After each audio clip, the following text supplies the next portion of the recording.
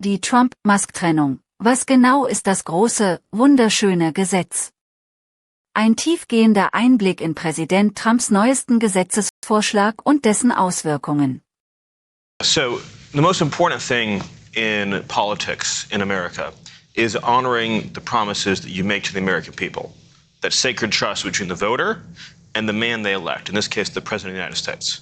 I, like you, traveled with the President all across the country. Packed arenas, packed airport fields, packed stadiums. And in every one of those campaign rallies, he made a series of very specific promises that helped propel him to a landslide victory. No tax on tips, no tax on Social Security, no tax on overtime, no tax you can deduct if you get an American-made car the interest from your taxes. Building the Golden Dome to provide a missile defense shield for the United States of America.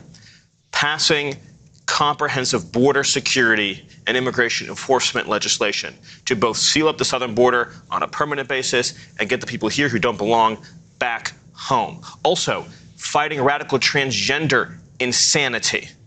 Also, unleashing American energy, deregulating our economy so we can have job growth, making the Trump tax cuts permanent. I could go on and on and on.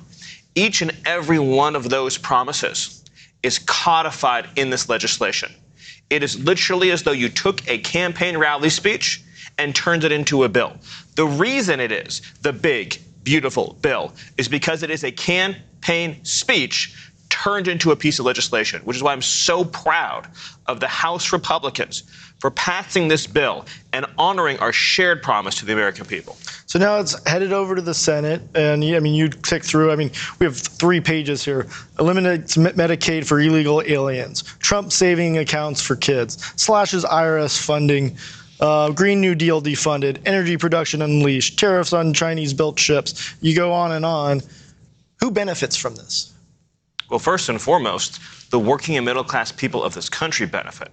For one, according to our estimates, you're going to see a $13,000 average increase in take-home pay for the typical family.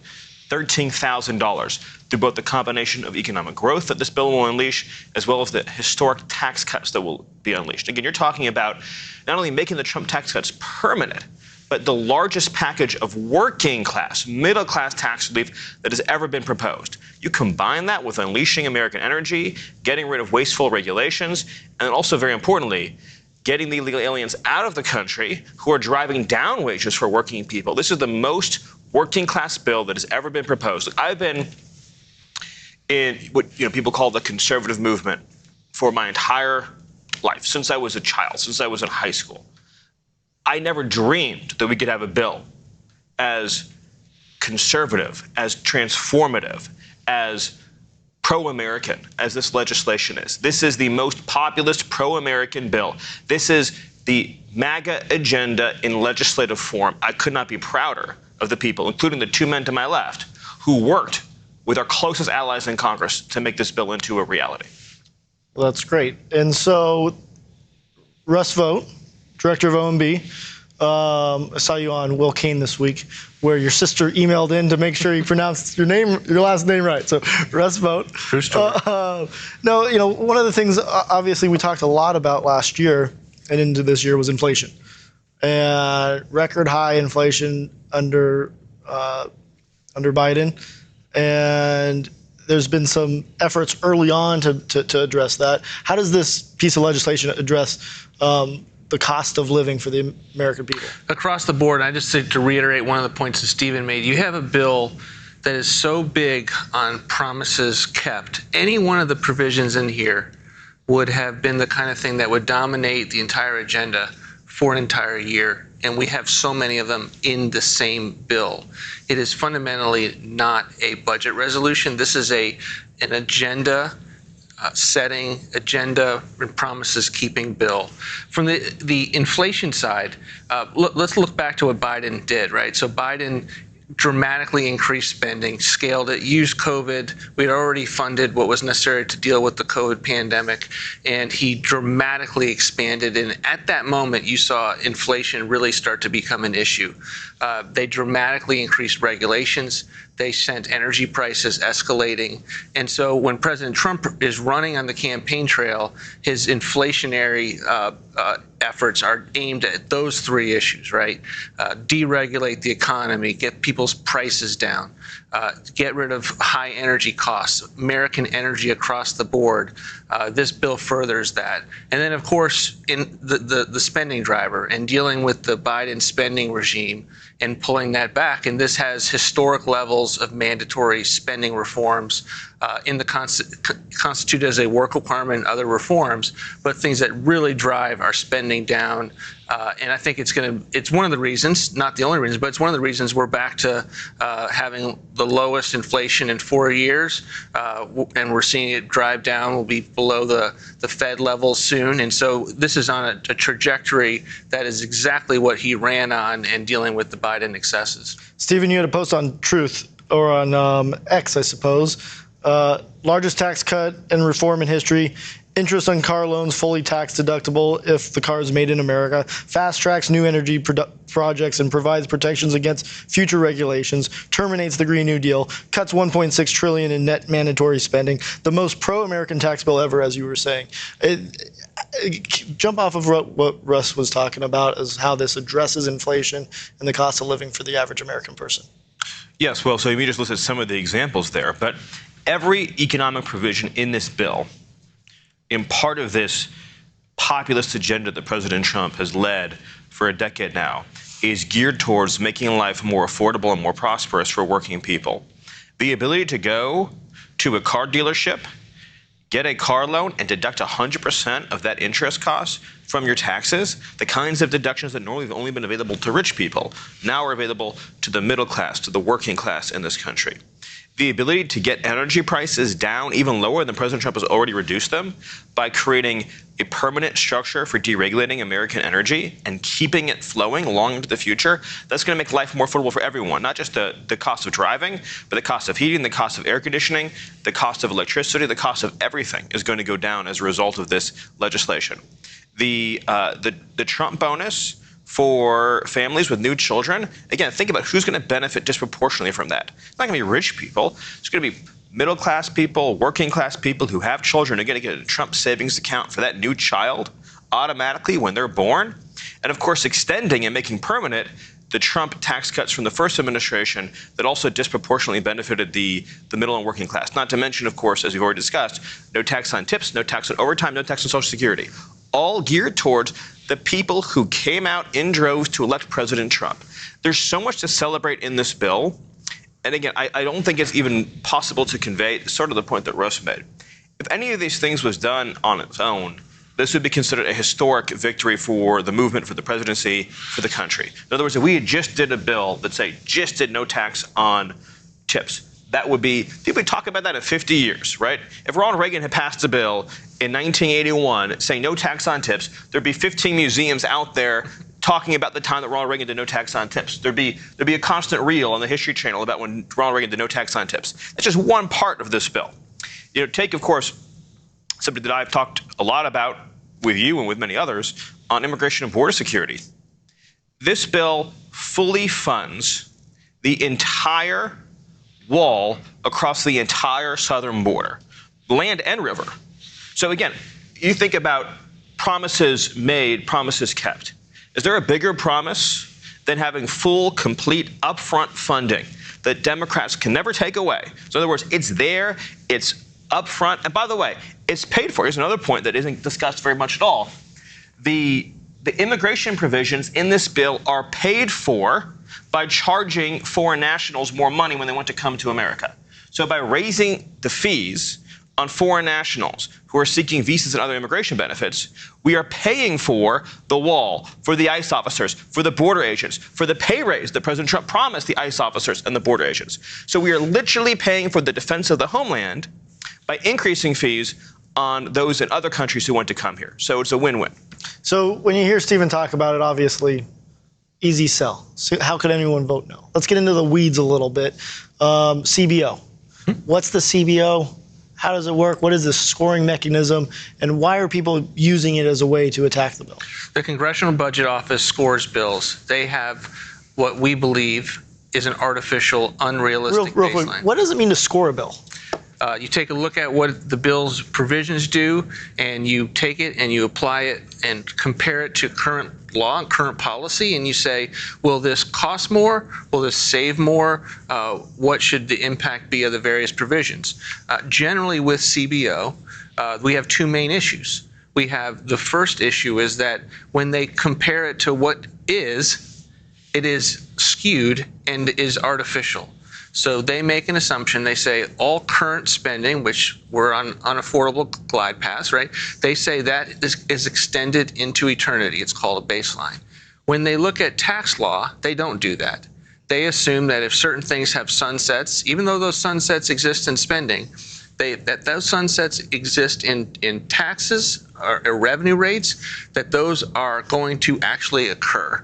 And so when we just merely extend, and we're doing a lot more than just extend, but if at the general level, if we extend tax relief from 2017, they give us a $3.7 trillion cost, of which that's not new policy. That cost is already a part of the baseline.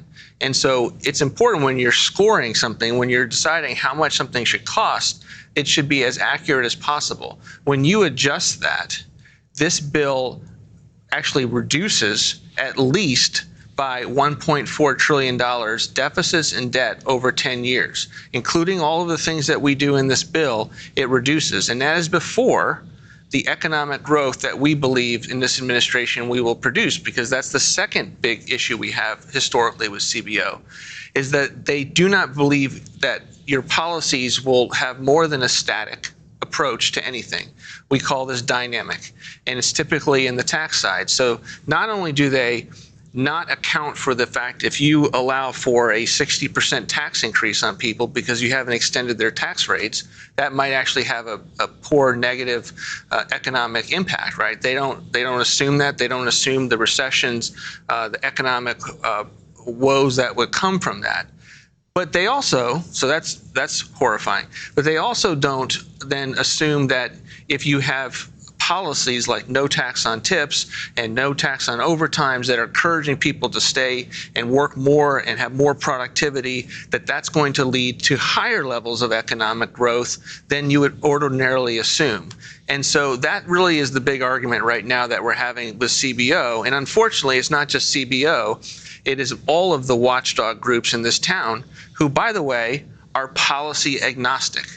So unlike this president and his administration that are trying to do a lot of different things because we have made promises to the American people, the president has made promises to the American people, they are looking at this through one small prism, and they are saying by our artificial baseline, this impacts the deficit. Not only are they wrong, but they are being irresponsible because we are not policy agnostic. The president ran and won a landslide, making certain promises to the American people that need to be kept. And this is a bill, not a budget resolution, mind you. This is not a bill that's, hey, what is our full budget picture? This is a procedural bill that is allowed to get through the Senate and avoid the Senate filibuster, in which you want to get as much of your agenda into it as possible.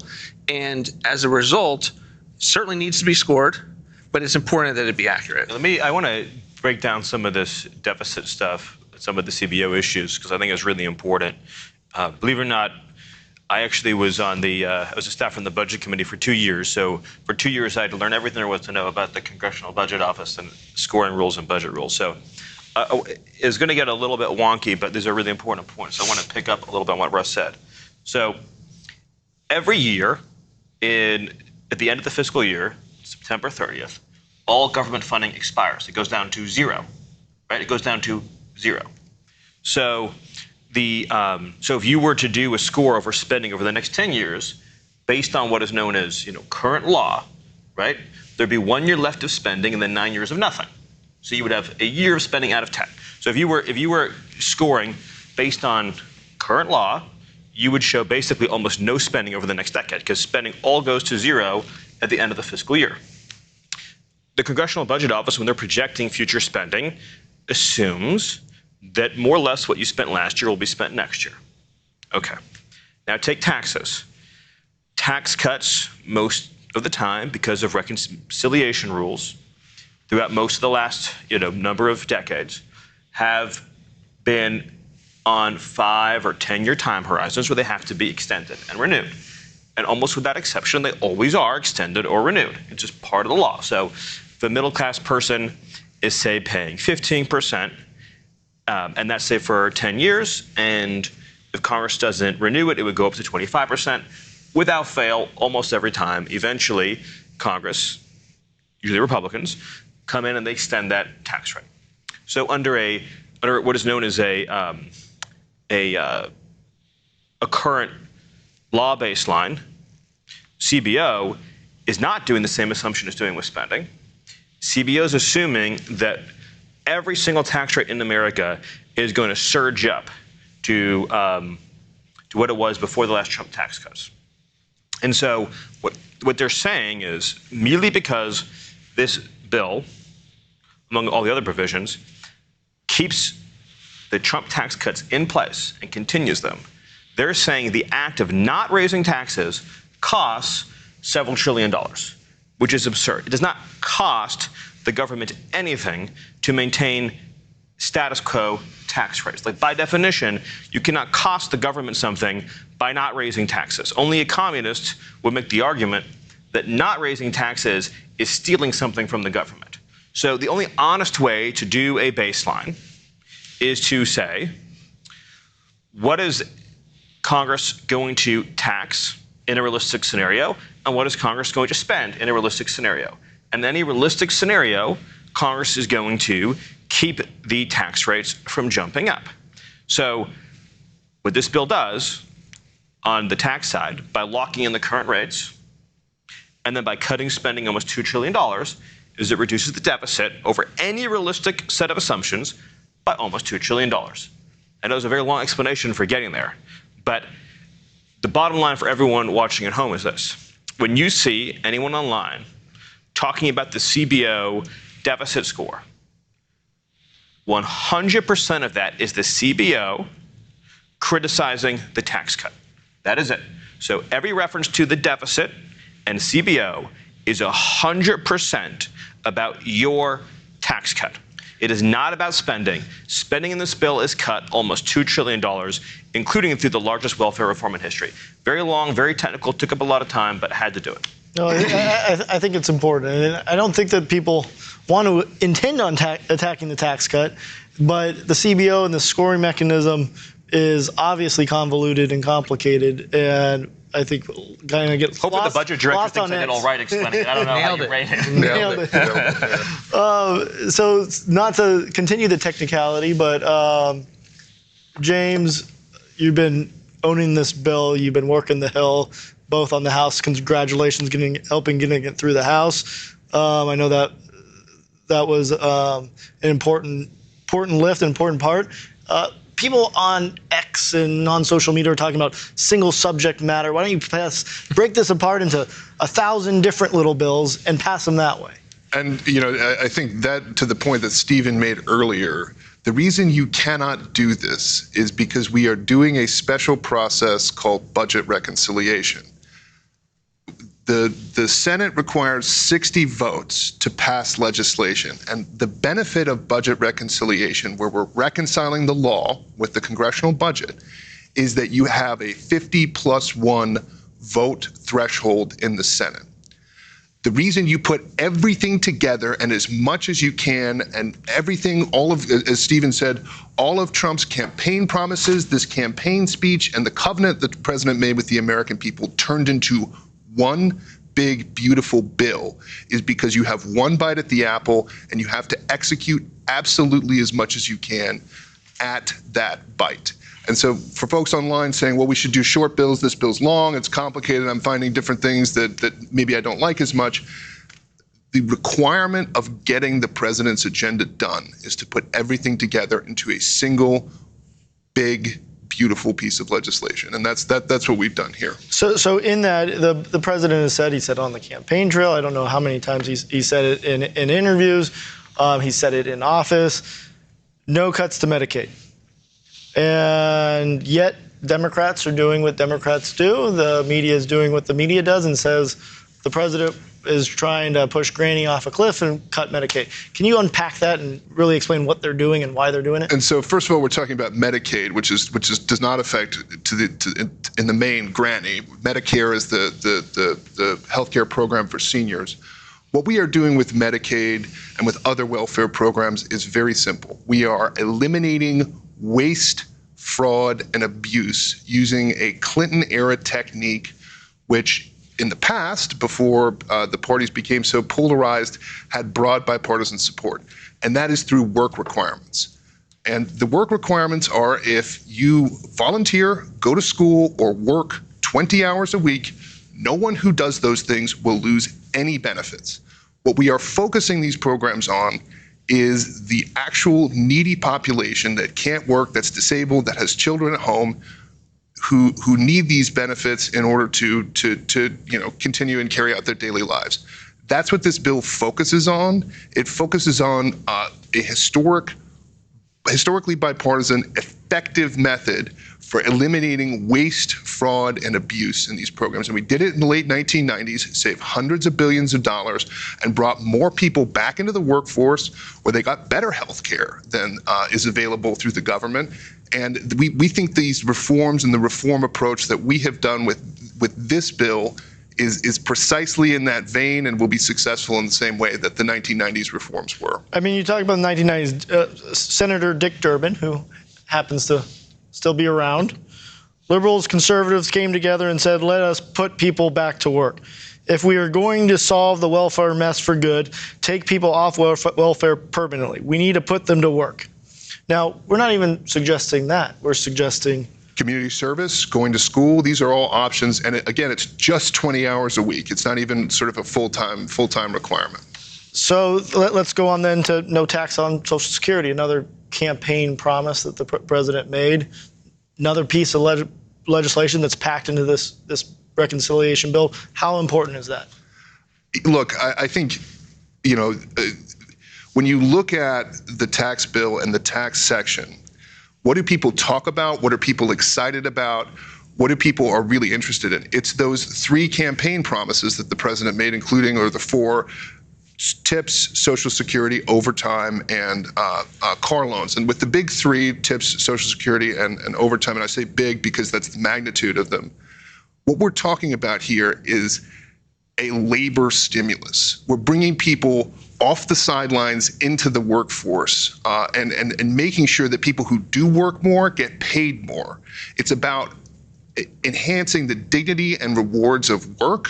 And we think that's going to bring people off the sidelines, bring people into the labor force, and really create that economic surge that the president saw in 2019 and we'll see again as a result of this legislation. So Russ, let's talk about cuts, because one of the great efforts that the president has championed is DOGE and the rooting out of waste, fraud, abuse, and it's been tremendously successful. Now, there's critics out there that say there's not enough cuts and the DOGE cuts aren't in this reconciliation package. Why aren't they?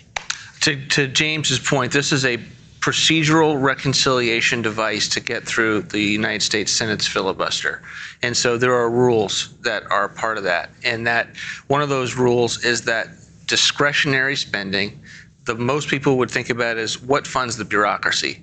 When you talk about the annual process about does the government get funded or not, that is all about discretionary appropriations, to Stephen's point yesterday. Why? Because if it doesn't pass, it sunsets to zero. That is something that that can't be carried on a reconciliation bill, period, by law. And so all of the DOGE savings to deal with the USAID or Department of Education to get woke and weaponized spending, to get kind of the CRT ideology, the rank wastefulness out of these agencies, all of that is stuff that has to be done with a different procedure, of which we have many, many plans, initiatives, and tools to do so. We just sent up our first rescission bill aimed at Corporation for Public Broadcasting, NPR, and USAID cuts of $9.4 billion that we're working with Congress to pass. So we have hundreds of billions of dollars on the DOGE side that we are working both with Congress and our own executive tools just to not spend the money on one side of the house while we do what there hasn't been even a conversation about doing since 1997 of dealing with the mandatory spending, which is on autopilot in law that can be done through reconciliation.